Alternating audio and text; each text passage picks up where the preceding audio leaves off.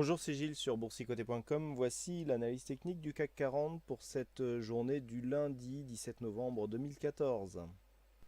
Et donc, suite à une ouverture baissière due au mauvais chiffre du PIB japonais, eh bien finalement, on a eu une séance assez volatile, puisqu'on est parti ici d'en bas, on est monté, on est redescendu et on est remonté. C'est vrai qu'on ne voit pas trop ici sur cette bougie, mais on a eu beaucoup de mouvements aujourd'hui. Donc, finalement, dans une séance qui est restée dans les limites que nous avions précédemment, avec une zone d'évolution en range entre 4150 et 4250 points. Malgré tout, du point de vue des indicateurs, on a une certaine stabilité. Le RSI reste stable, le stochastique est en train d'annuler le petit signal baissier qui l'avait lancé. J'avais attiré votre attention sur le fait qu'on avait très peu d'amplitude et que donc ce signal n'était pas puissant. Le MACD continue à évoluer dans le rouge, mais ce n'est pas du tout significatif. Et même les volumes en fait qui sont aujourd'hui sous la moyenne, eh bien, confirment que malgré, alors c'est d'autant plus intéressant que malgré tout le mouvement que nous avons eu aujourd'hui, qui n'est pas forcément visible, qui n'est pas forcément en rapport avec la volatilité, eh bien on est si peu de volume. Donc en fait, ce qui prouve bien que la volatilité qui a eu lieu dans cette séance est plus due à un manque de contrepartie que par une réelle conviction, que ce soit acheteuse ou vendeuse d'ailleurs. Donc on voit bien ici des volumes qui sont assez faibles et donc nettement sous la moyenne. Donc on n'est vraiment pas ici dans une reprise de tendance. Et puis la volatilité, elle, se situe dans la moyenne. Donc on a, je dirais, quasiment tous les éléments qui confirment la continuité justement de cette neutralité. Alors si on s'applique à étudier ici les zones obliques, donc nous avons cette zone de résistance. Alors on avait hésité un moment à savoir comment la placer, finalement je l'ai replacée sur son tracé initial. Qu'est-ce que nous avons?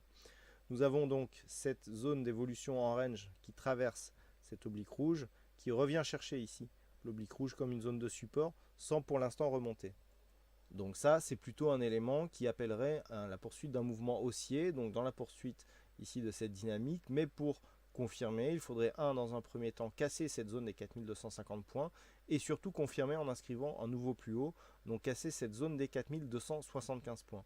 Et depuis que nous avons ici cette phase où les cours se servent de l'ancienne résistance comme zone de support, on n'arrive pas à impulser le mouvement. Donc en tout cas, on n'a pas de mouvement direct.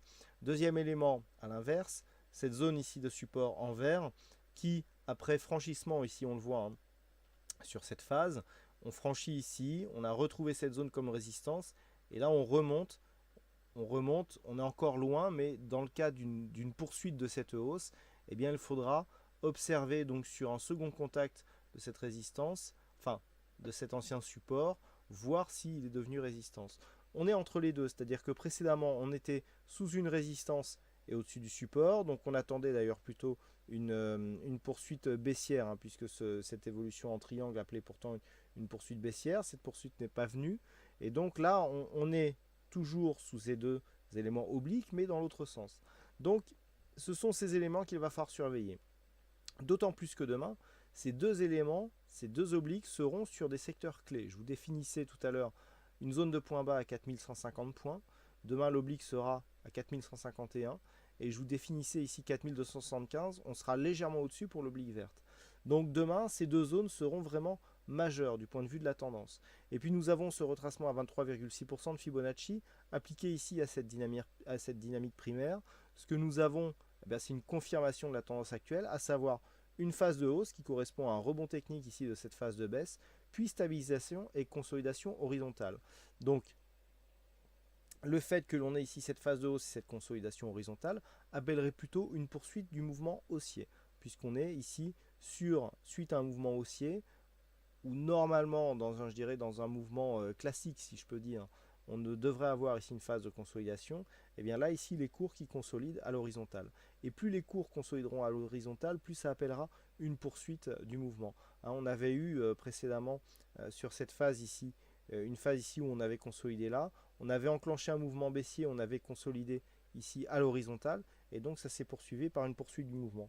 Là, on a un petit peu la même chose, c'est-à-dire qu'on rentre ici par le bas de cette configuration, on consolide à l'horizontale, statistiquement, on devrait ressortir par le haut. Je suis désolé, j'ai eu un peu de mal là, sur ce mot. Voilà, ce sont des choses qui arrivent.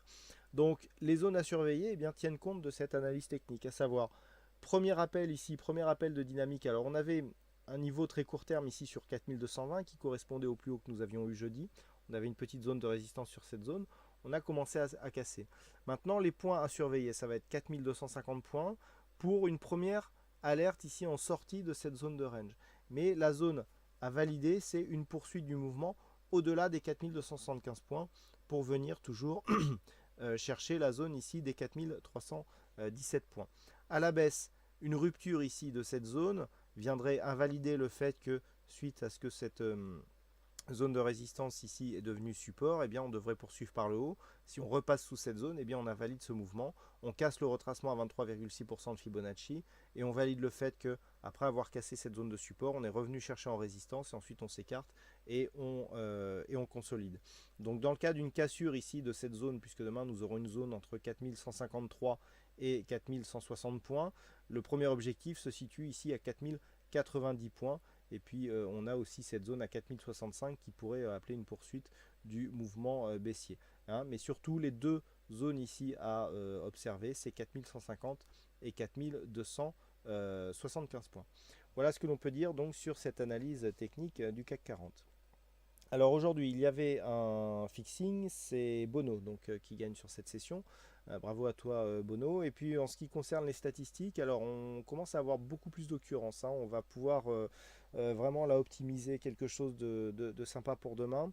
Alors c'est toujours assez partagé en tout cas pour ce qui est de la séance de demain, puisqu'on est à 53% de probabilité haussière. Donc autant dire que c'est très équilibré.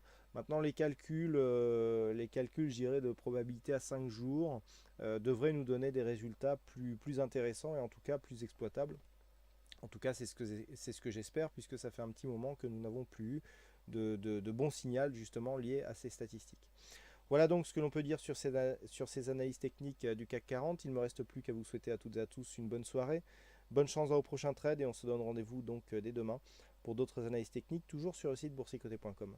Bonne soirée à tous.